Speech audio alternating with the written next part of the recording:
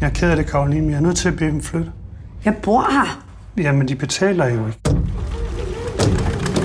Du forsinker tempoet. Men det er fordi nålen knækker hele tiden. Jeg gør det så...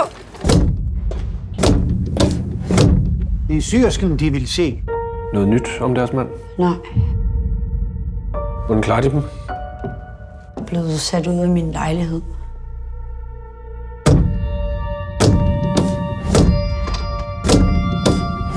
Det er smuk. Krigen er slut! Tyskland har overgivet sig! Hvad foregår der? Og jeg er blevet gravid. Sig, du vil gifte dig med mig. Min søn kommer aldrig til at gifte sig med dem. Og desuden er de ikke længere ønsket på fabrikken. Undskyld.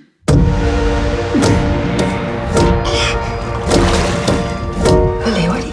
Der findes en anden måde. Jeg kan hjælpe dem med at finde en plejefamilie. Ja, det er en gave. Det er ikke noget, man bare giver væk. Hvorfor skulle de hjælpe mig? Hvem skulle ellers gøre det?